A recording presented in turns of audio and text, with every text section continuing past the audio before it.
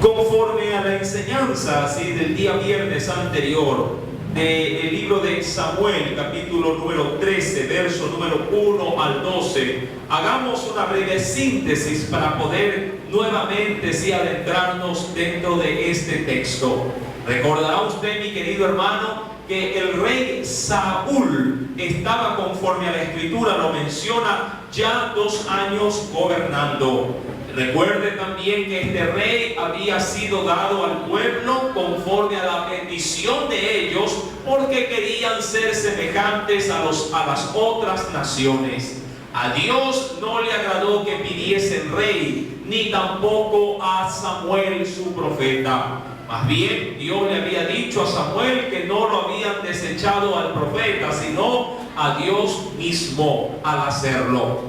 Mas, sin embargo, Dios les concedió darle un gobernante más, tal cual como Dios se los había ya anticipado. El gobernante no habría de ocupar nunca las expectativas que solo Dios puede llevar a cabo en la vida de todos los que confían en su nombre. La Escritura menciona que en el 2.º año, luego de haber gobernado la nación de Israel, se separa para sí tan solamente de los 330.000 hombres, solamente se reserva 3.000 para que pudieran custodiar 2 regiones. La Biblia menciona en el verso número 2 que Saúl tomó de los 330.000 solamente a 2.000, los cuales se quedarían con él en la región de Micmas, como lo dice el verso 2, y también en Betel, mientras que su hijo Jonatán llevó consigo 1.000 a la región, nos dice ahí, de Gabaa de Benjamín, que era la tribu.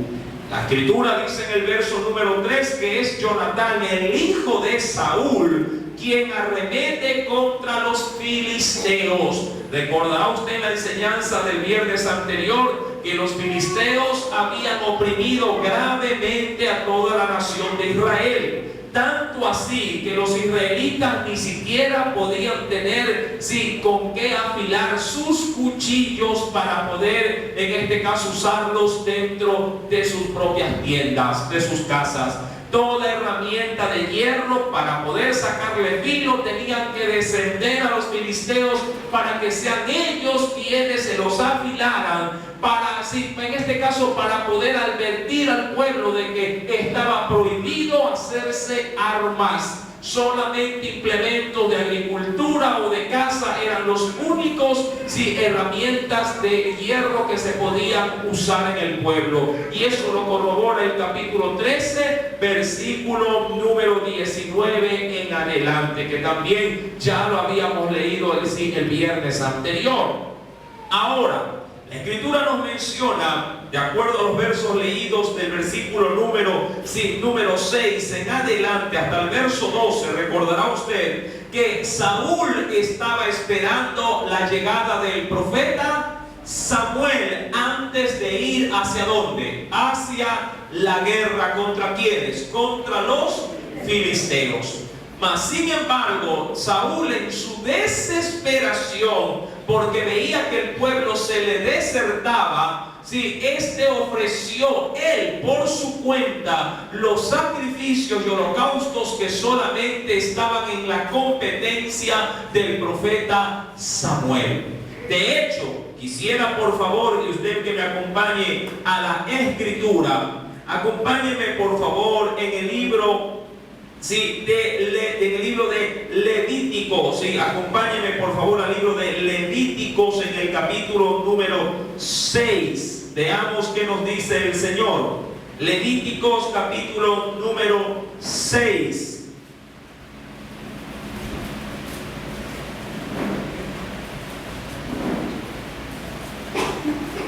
¿Lo tiene?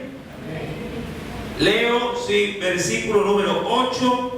Simplemente como una reseña al verso 14. Habló aún Jehová a Moisés diciéndole: manda a Aarón y a sus hijos. Recuerde esta expresión: manda a Aarón y a quienes más, y a sus hijos. Eso querría decir a los sacerdotes. Y usted recordará que Samuel tenía 3 oficios en los tiempos de Saúl. ¿Qué oficios tenía? Era profeta. ¿Qué más era? Era un juez y también era un sacerdote, cosa que no lo era Saúl. Versículo número 9. Manda a Aarón y a sus hijos y diles: esta es la ley del holocausto. Ahora, ¿a quién iba esa ley? ¿Al hombre común o a los sacerdotes? A los sacerdotes. El holocausto estará sobre el fuego encendido, sobre el altar toda la noche hasta la mañana. El fuego del altar arderá en él. Verso 10. El sacerdote se pondrá su vestidura de lino, vestirá calzoncillos de lino sobre su cuerpo, y cuando el fuego hubiere consumido el holocausto, apartará él las cenizas de sobre el altar y las pondrá junto al altar. Verso 11. Después se quitará sus vestiduras y se pondrá otras ropas, y sacará la ceniza fuera del campamento a un lugar limpio. Ahora, hasta ahí solamente quiero llegar. Ahora, para ofrecer el sacrificio, el holocausto, sí, mi amado hermano, habían requisitos, normas que cumplir, tanto así que hasta se tenía que vestir apropiadamente para poder ofrecer tales sacrificios. De seguro, Saúl, el rey, nada de esto contempló. Él simplemente, al ver que el pueblo se le iba, en este caso para confrontar a sus enemigos, trató de ayudar, por así decirlo, a Dios, tomando a su criterio él a ejercer tal acción de ofrecer el holocausto y el sacrificio. Mas sin embargo, esto traería graves consecuencias. ¿Se recuerda usted los 3 principios que vimos la semana pasada? ¿Sí? ¿Se recuerda? ¿Cuántos estuvieron el viernes anterior?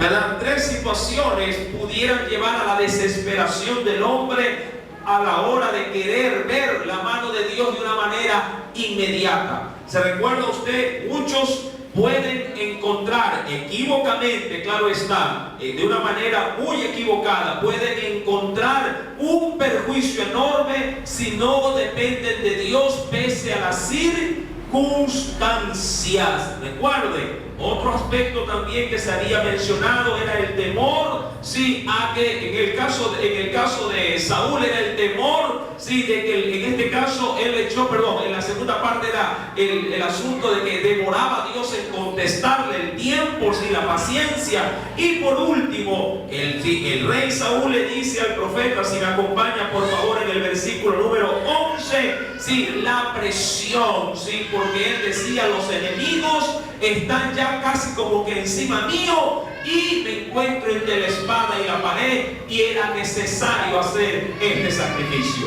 Ahora bien, entremos en materia en esta noche. Versículo número 11, y voy a seguir al verso 12 en adelante. Entonces Samuel dijo, ¿al quién? Al rey: ¿qué has hecho?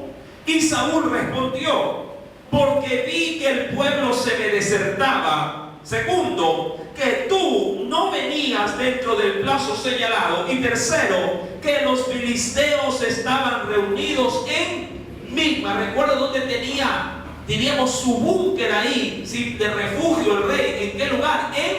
En Micmas, ¿sí? De acuerdo al versículo número 2. Verso número 12, me dije, y aquí viene el problema. Dijo el rey: me dije para sí, ahora descenderán los filisteos contra mí a Gilgal, y yo no he implorado el favor de Jehová. Ahora, aquí hay algo curioso, mis queridos hermanos. El rey tenía, y de acuerdo al criterio humano, tenía todos, diríamos así, las excusas válidas para poder, diríamos, sin llevar a cabo el sacrificio. Primer punto, tenía un pueblo que se le estaba desertando. Segundo, mi querido hermano, si el profeta estaba demorado en llegar.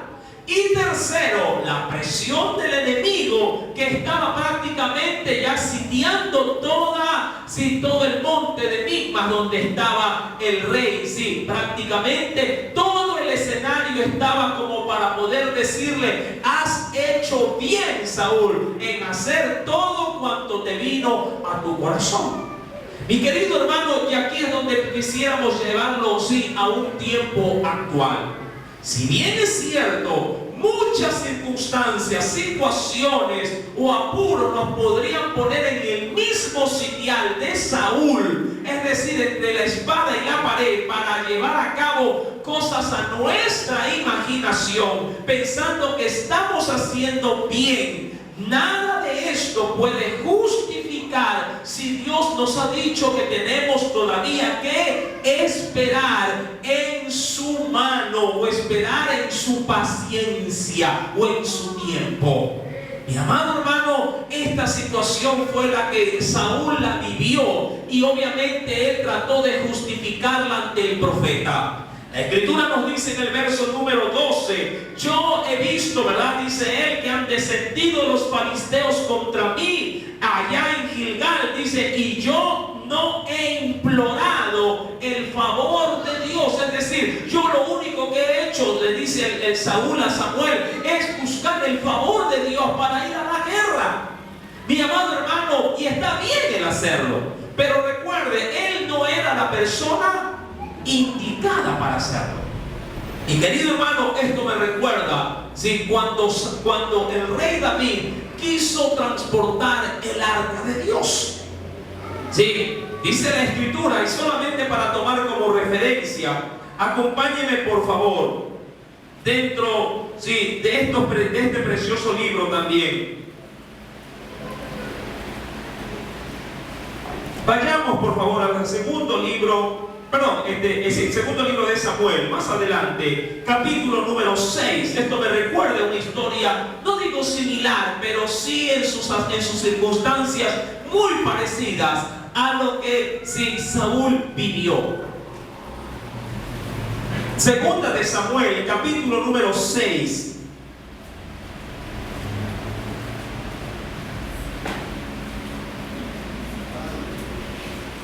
El escenario era casi similar. Los filisteos fueron, como le mencioné, sí, en la enseñanza anterior, fueron una piedra en el zapato del pueblo israelita. Verso número 1. David volvió a reunir a todos los escogidos de Israel. ¿Cuántos reunió? Dice ahí, verso 1. 30,000. Sí, segunda de Samuel 6, verso 1. Verso 2. Y se levantó David y partió, ¿sí?, o se fue de Baala de Judá con todo el pueblo que tenía consigo, para hacer pasar de allí, de ese lugar, el arca de Dios, sobre la cual era invocado, óigalo bien, el nombre de Jehová de los ejércitos, que mora entre los querubines. Verso número 3.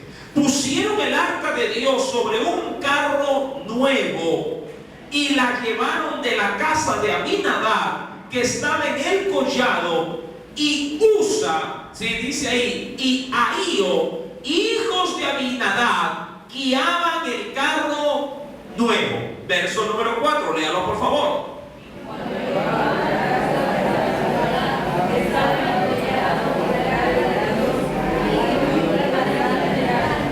Y David y toda la casa de Israel danzaban delante de Jehová con toda clase de instrumentos de madera de haya, con arpas, salterios, panderos, flautas y címbalos. Verso 6. Cuando llegaron a la era de Nacón, Usa, recuerde que ahí, ¿a dónde iba en la carreta? ¿Adelante o atrás? Ahí, adelante. Y Usa iba, obviamente, ¿a dónde? Atrás.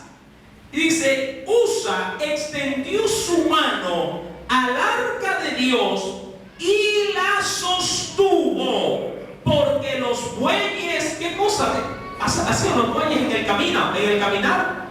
Dice ahí, tropezaban. Y dice el verso 7, y el furor de Jehová se encendió contra Usa, y lo hirió allí Dios por aquella temeridad, y cayó allí muerto junto al arca de Dios. Ahora yo le pregunto, y esto se puede ser muy similar con lo que experimentó Saúl. Pregunto, ¿Usa hizo bien o hizo mal al coger el arca, sabiendo que los bueyes tropezaban y el arca de pronto ya estuvo hasta punto de caer. Es como que usted vea a alguien dentro de la iglesia cargando una ruma enorme de silla, ¿verdad? Y lo ve solito que se tambalea. Si usted lo está viendo, ¿qué hace? Lo sigo mirando, dirán algunos. Otros más acomedidos, ¿qué harán? Se acercarán y ayudarán, ¿verdad? Mi amado hermano, esta situación es algo muy similar a lo que vivió, en este caso, el rey Saúl. Usa también hizo algo similar a lo del rey Saúl. Vio que el arca estaba tambaleante, de pronto el buey pasó, obviamente sin darse cuenta, por un pedrerío, el carro comenzó a tambalearse, no tenía como los vehículos que tenemos actualmente, que tienen rojas de resorte, que tienen amortiguadores, ahí era todo rústico. Y si algo rústico, endurecido, se tropieza contra algo rígido, de seguro todo se va a tambalear. Y el arca estaba sobre esa carreta. Y de seguro, yo eso sí se lo aseguro, el arca debió haber tenido un movimiento tan severo que parecía que ya se caía. Y Usa, diríamos así, en su acometimiento, mete la mano y dice, uy, casi se cae. Y la pone otra vez otra vez en su lugar. Y oh sorpresa, recuerde, Ahío, dos transportaban, los hijos de Abinadab, Ahío y Usa. Ahío iba adelante, para él esto fue, diríamos así, totalmente indiferente, él nunca se dio cuenta, pero Usa, que venía atrás, venía viendo el arca cómo, o todo el carro, cómo se movía, y dice, ¿y a qué hora se cae el arca? ¿Y a qué hora andaba atrás? Mi amado, la Escritura tiene un texto que nos aclara esta situación. Dice en el versículo, mi querido hermano, y acompáñeme por favor al verso 7 de la segunda carta de Samuel, capítulo 6, verso 7. Y el furor de Jehová se encendió contra Usa, y lo hirió allí Dios, y da la razón por la cual la hizo. Por aquella, dice ahí, temeridad. Este término, mi amado hermano, tiene que ver con falta de confianza en Dios. Mi amado hermano, los únicos que podían coger el arca, primeramente eran los sacerdotes. Y los hijos de Abinadab, si bien es cierto, ahí se hospedó el arca por muchos años, no eran sacerdotes. Mas sin embargo, por querer ser acomedidos, se pasaron por alto esa pequeña, diríamos así, observancia de la ley que el mismo Dios había dado, ¿sí? Y hicieron lo que hicieron y trajo consecuencias. Usted dirá, hermano, pero si lo que hicieron fue algo loable, fue algo que hasta yo mismo lo hubiera hecho.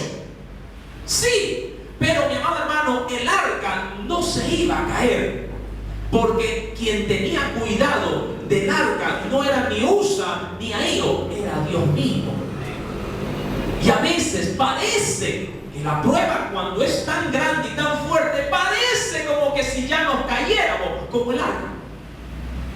Pero si confiamos en Dios, así la gente nos vea que nos vamos de bruces, usted tiene que seguir confiando y decir, no importa si de pronto me veo que ya estoy casi como en el precipicio, Dios tiene poder para levantarme aún, si de la caída del precipicio, para volverme a dar la vida. Saúl, mi amado hermano, Saúl se pasó por alto esa observancia y dijo, llega tarde el profeta. Recuerden, el pueblo se me deserta y tengo la presión de mis enemigos que ya por poco están encima mío. Pasen el holocausto, pasen el cordero, que yo mismo lo mato. No estaba apropiado con las ropas indicadas. Y él no era, recuerde, sí, el indicado para llevar a cabo ese sacrificio. Ahora, ¿cómo poder ver la gravedad de esta falta? Y esto le va a costar caro a Saúl. Y para mí es el principio del fin de Saúl. ¿Por qué? ¿Porque Dios acaso es malo? No. Es que en la Biblia hay un principio. Al que más se le da, más también se le demanda. Amén. Amén. No es lo mismo que a usted de pronto le den $5 a guardar que a que le den 1 millón. ¿Verdad? No es lo mismo. Todo irá en función en este caso, de la destreza y la habilidad que usted tenga. Por eso dice el Señor que a algunos que tienen poco se les dará poco, y a los que tienen mucho, mucho también se les va a demandar. Ahora, dice, y acompáñeme por favor al versículo número 12, y veamos la contestación del profeta. Me dije, le dice Saúl a Samuel, me dije, ahora descenderán los filisteos contra mí, y yo no he implorado el favor de Jehová. Amén. Me dice ahí, me esforcé, mire cómo lo ve él, me esforcé pues y ofrecí el holocausto. Mire la postura de Saúl. Saúl nunca pensó que había hecho mal. Amén. Por su contestación lo digo. Más bien él pensó y se ratificó que todo lo que había hecho estaba bien. Sí, estaba bien. Mi amado hermano, es como que de pronto, vamos a suponer esto, ¿sí? Por X razones, ¿sí? No llego a la predicación, y de pronto alguien por acometido entre la congregación dice, hermano, yo predico, y ¡pum! Se tira al altar a predicar. Muchos lo verán y dicen, qué bueno, dirán, qué bueno, ¿sí? Salió uno para que igual el pueblo no pierda bendición. Mírenlo de la misma manera con el evento de Samuel con Saúl. Y de pronto alguien, ¿verdad?, diría, yo predico, ¿cómo es el brazo? No, yo predico. Y pum, sale. Y predica. Y hasta de pronto lo predica bien. Y la enseñanza sale bonita. Y el pueblo se goza, y el pueblo disfruta, y el pueblo alaba a Dios. Sí. Y muchos dirán, hizo bien. Pero amado hermano, hizo mal. Y usted dirá, pero ¿por qué hizo mal? Mucha gente vio así a Saúl. Pero ¿por qué hizo mal si tú demorabas? Le dijo. Eso fue lo que le dice Saúl a Samuel. Tú demoraste. Tengo la presión del ejército enemigo, y el pueblo, cada minuto que tú tardaste, se iba. ¿Sí me está entendiendo? A veces así puede pasar en nuestras vidas. Cosa tras cosa se puede ir acumulando para que a usted, en su mente, en su razonamiento, si usted pueda tomar una decisión precipitada. Y claro, lo podrá entender el vecino, lo podrá entender el pastor, lo podrá entender el amigo, lo podrá entender el pariente. Todos le podrán decir, hiciste bien, pero también Dios le podrá decir, hiciste mal. Mi querido hermano, ¿por qué? Porque hay un riesgo. Y voy a tomar en mi caso el ejemplo mío, el que les di. ¿Qué riesgo se pudiera correr si alguien, de pronto, si no llego, si alguien dice, no, yo predico y empuja, ¿qué riesgo puede haber? ¿Qué riesgo puede haber?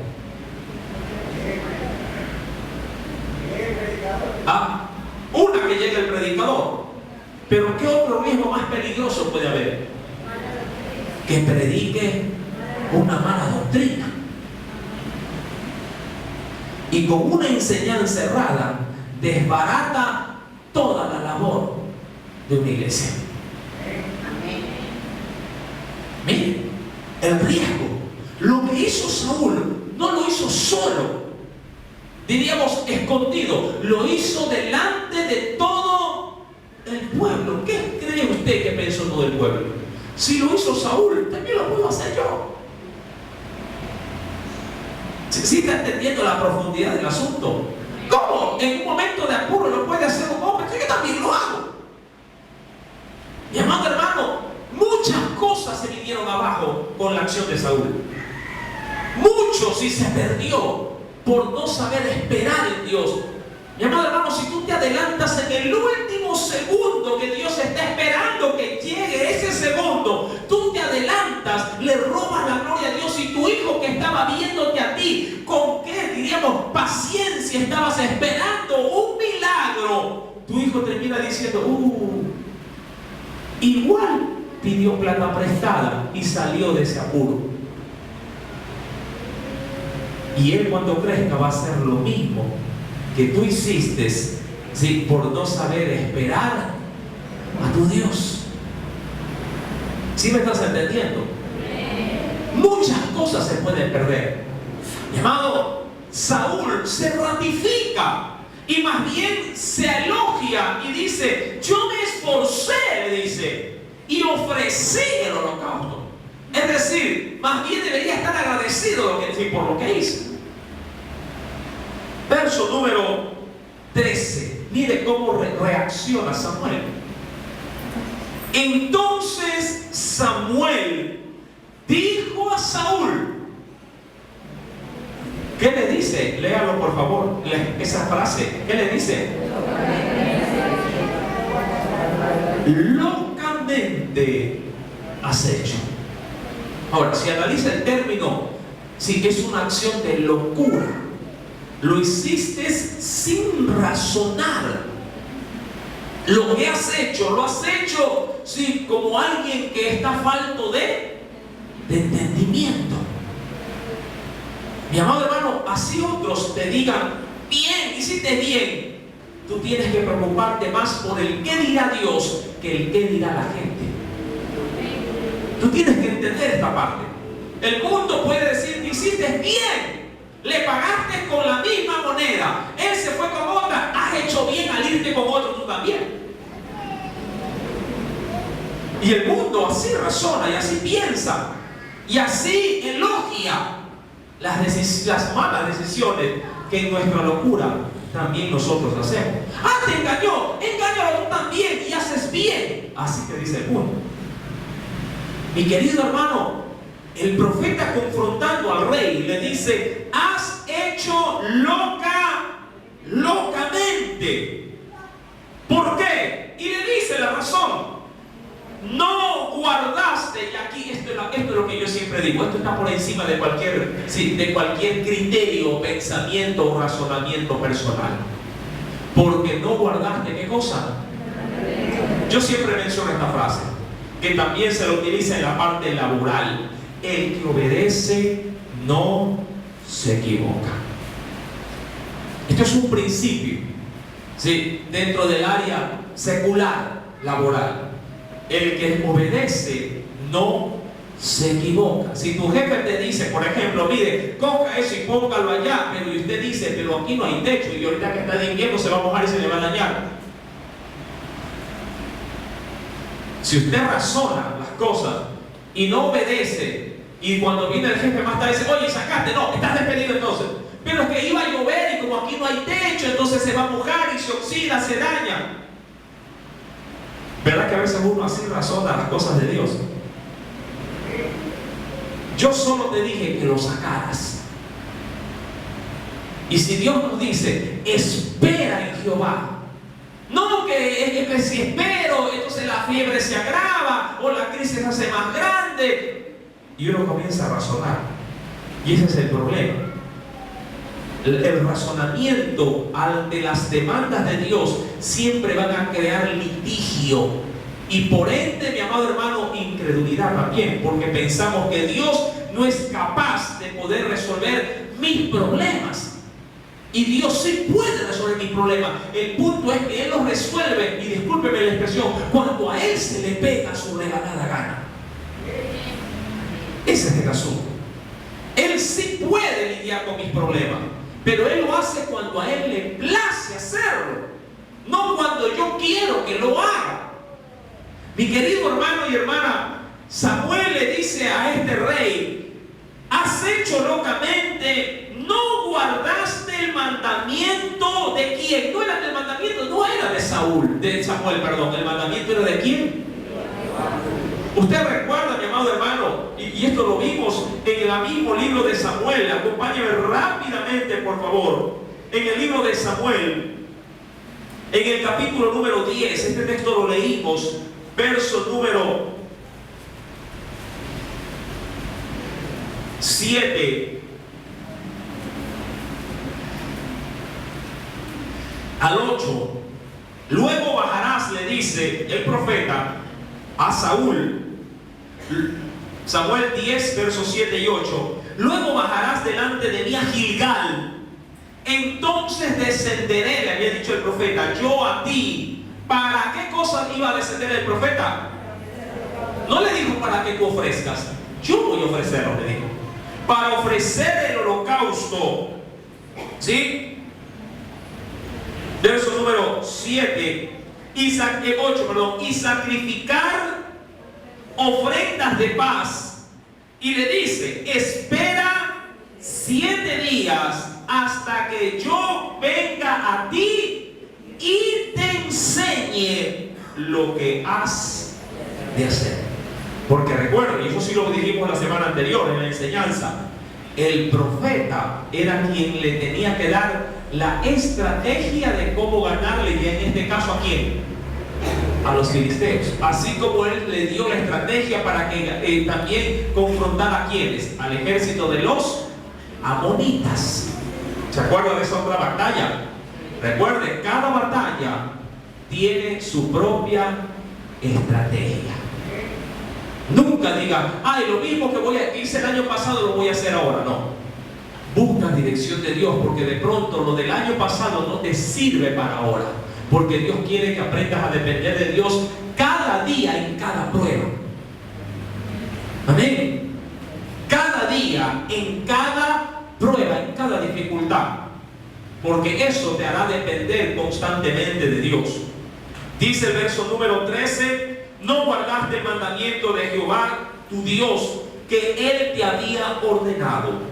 Verso 13: pues ahora, y aquí está la sentencia, y esto usted siempre tiene que tenerlo en cuenta: toda acción tiene una consecuencia, toda desobediencia tiene una retribución. Pues ahora, mira, Jehová hubiera confirmado, y póngale asunto a estas palabras, tu reino sobre Israel.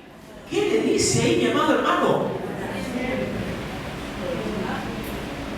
Diríamos, por apresurado, por adelantado. Si él no hubiera esperado, porque usted tiene que ver esto. Saúl termina de ofrecer él el sacrificio, y ¿quién sale llegando por la misma? ¿Verdad? Si hubiera esperado un segundo más, un minuto más, una hora más, su reino hubiera sido, ¿qué cosa? Confirmado. Es como que si te equivocas, porque ¿sí? Sientes como que te quema si no consigues una pareja. Y en tu desesperación, tú la eliges. En tu desesperación, tú la eliges. Como tú la elegiste y no fue Dios quien te la proveyó, cuando te unes a esa persona, no vas a encontrar felicidad. Tendrás o vivirás una vida desgraciada todos los días de tu matrimonio, por no saber esperar ¿en quién? En Dios. Pero cuando Dios te la trae, entonces vivirás feliz también para siempre. No digo que no habrá dificultades hay, pero si ha sido Dios quien te la provee, Dios se encargará de darte, sí, diríamos, la solución a las diferencias. Recuerda que la bendición del Señor no añade tristeza. Amén. No añade tristeza. Por un poco de tiempo, mi querido hermano, si Saúl se perdió, póngale asunto esto, Saúl se perdió de que su reino, es decir, su descendencia, gobernara Israel por siempre. De hecho, la línea del Mesías hubiera venido de los lomos de ¿quién? Cristo hubiera nacido de los lomos de Saúl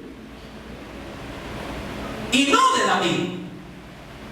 Por un momento de locura, por un momento de desesperación, por un momento de apresuramiento, por las circunstancias de la vida, en este caso, sí, de un ejército que estaba prácticamente poniendo entre la espada y la pared, de un pueblo que se le iba, sí, porque ya tenía miedo de sus enemigos, y de una tardanza, diría yo, en Dios justificada, porque Dios a veces tarda simplemente para saber qué hacemos. No es porque Dios llega tarde. Dios tarda porque quiere tardar, pero lo hace para ver qué hacemos en nuestra desesperación. Como cuando los discípulos iban en la barca y Jesús roncando en la barca, pero roncando, durmiendo en una tremenda tempestad. Y los discípulos desesperados despiertan a Jesús violentamente y le dicen: ¿qué no tienes cuidado de nosotros que perecemos? Nada, ¿se acuerdan de esa historia? Ellos habían hecho todo lo posible para poder alivianar las circunstancias de la tempestad.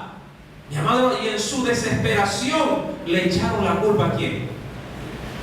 A Dios. ¿Qué no ves que se me está desbaratando este asunto? ¿Qué no ves que me estoy muriendo? ¿Qué no ves que cómo estoy sufriendo en esta tierra? Y le echamos la culpa a Dios. Recuerda, eso fue lo que hizo Saúl también. Te demoraste, y porque te demoraste, más bien deberías estar agradecido, porque yo me esforcé, hice tu trabajo y ofrecí lo que tenía que ofrecer. Mi amado hermano, nada hay que pueda justificar nuestras rebeliones con Dios. Si Dios te ha dicho espera, a esperar se ha dicho. Ahora, quiero compartir unos aspectos clave. ¿Sí? Acompáñame por favor primeramente al libro de Eclesiastés, en el capítulo 5. Libro de Eclesiastés. ¿Dónde está Eclesiastés? Eso, usted lo sabe, entre Génesis y Apocalipsis. Eclesiastés, luego de los Proverbios. Salmos, Proverbios, Eclesiastés. ¿Lo tiene?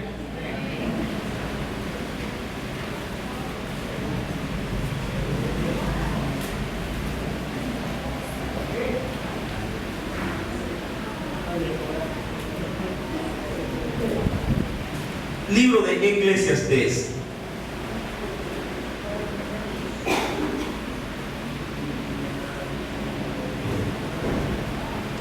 En el capítulo número 5, versículo número 6.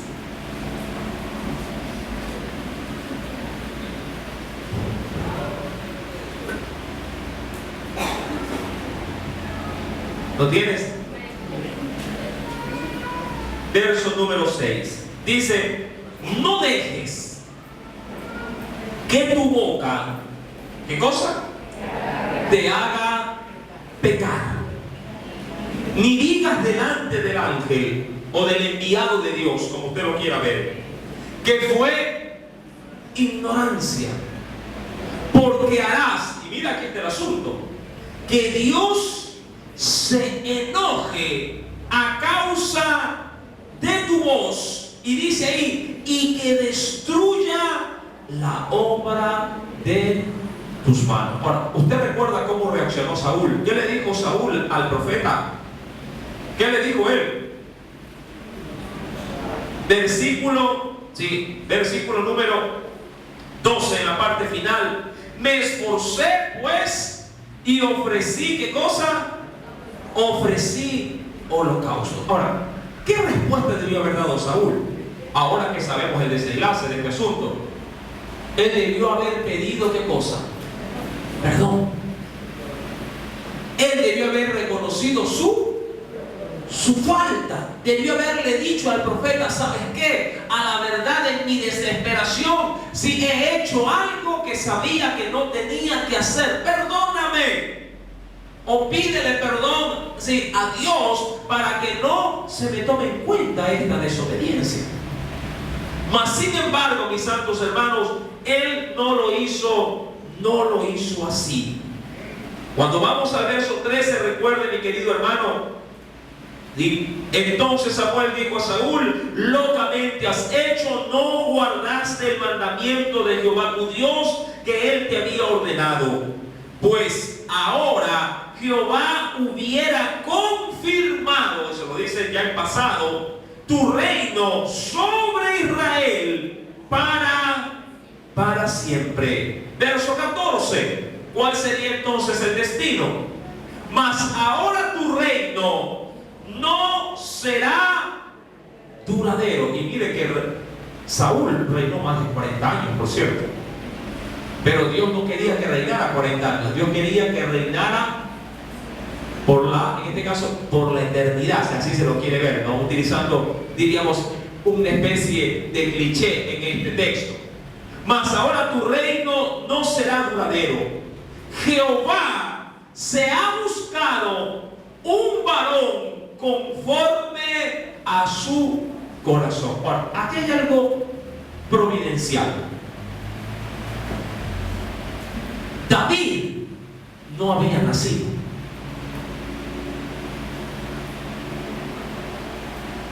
David, para ese entonces, todavía no había nacido.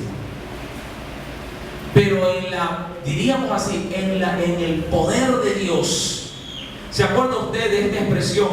Mi embrión vieron tus ojos antes de decir del vientre, ¿sí?, de nuestra madre. ¿Se acuerda? Mi amado hermano, Dios en su soberanía, diríamos así, y aquí viene el asunto de la predestinación. No quiero entrar en eso, pero lo voy a tomar como referencia. Dios ya se había provisto de un rey antes de que éste naciera. Así también lo hizo con Cristo. Con Cristo hizo algo similar. Recuerde que también Dios se proveyó de un cordero para ir en rescate de la humanidad antes de que el hombre inclusive hubiera pecado. Porque Dios es soberano. Dios, mi amado hermano, es omnipresente y también es omnisciente. Él sabe todo lo que va a suceder. Tenemos de tener en claro, mi querido hermano, que en Dios nada se escapa de sus manos. Él sabe mañana si te vas o no te vas a romper un hueso. Él ya lo sabe. Él sabe si mañana, si un accidente sucederá. Él sabe si el día de mañana, si mantendrás o no, si la sonrisa que tienes hoy o la preocupación que hoy te está congojando. Él sabe si mañana ese problema va a dejar de ser. Él lo conoce. Y como Él lo sabe, y Él está más que interesado del bienestar de sus hijos, Él tiene el control de todas las cosas que a nosotros nos toca creer y confiar. Mucha gente, yo he visto, inclusive uno mismo ha pasado por esto. Uy, y si mañana me muero y mis hijos, ¿quién los atenderá? ¿Verdad que a veces no? Él sabe, mi amado. Mire, como lo dijo un día David Wilkerson, un predicador, sí, muy grande, frente a una situación muy complicada. Una de sus nietas estaba al borde de la muerte. Y él en su desesperación, sí, porque el cáncer la había prácticamente fulminado, en su desesperación, bajando del hospital, se metió en una callejuela y comenzó a orar a Dios y a pedirle a Dios, sí, explicaciones de todo lo que estaba pasando. Y él testifica, él también ya murió, por cierto, él testifica que Dios le habla al corazón y le dice: ¿cuántos padres tiene, sí, esa pequeña? Y le dice: 2. Porque él la veía como, sí, como una hija. 2, le dice. Tú y yo. Y Dios le dice: ¿y quién es mejor que los 2? Y ahí él tuvo que reconocer: tú. Y Dios le dijo: yo sé que lo que va a venir, ella no lo va a poder soportar. Y es mejor que ella esté conmigo, con su padre, que contigo. Y Dios se la llevó. Y él entendió que era mejor que las cosas se den como Dios las había establecido. Él sabe lo que el día de mañana va a acontecer. Él sabe si realmente lo que viene te será o no será en tu beneficio, aun cuando para ti sea un perjuicio lo que Dios está permitiendo. Él sabe que mientras más tu vida sea pulida, mejor hijo e hija serás para tu Padre Celestial. Amén. Mi amado hermano, Dios ya se había provisto de un rey. Y ese rey todavía no nacía. Ya Dios había, de alguna manera, se había provisto de un David, porque recuerde que David era el último hijo de Isaí, un muchacho, un niño, que cuando enfrentó a Goliat debió debió haber tenido más o menos de 10 a 12 años, no debió haber tenido más. Y ya Dios lo había ya considerado en reemplazo de quién. Diría yo en mi mente, uy Señor, y si yo me muero, ¿cómo queda la iglesia? Ese no es mi problema. Dios se proveerá de quien pueda seguir guiando a su pueblo, porque no es mi pueblo, es el pueblo de Dios. Amén. Tú no eres el dueño de tus hijos, ni de tu mujer, ni de tu marido. Si en tu hogar manda Dios, Él se proveerá de las herramientas y de las personas indicadas para que tú sigas cumpliendo obviamente sus propósitos.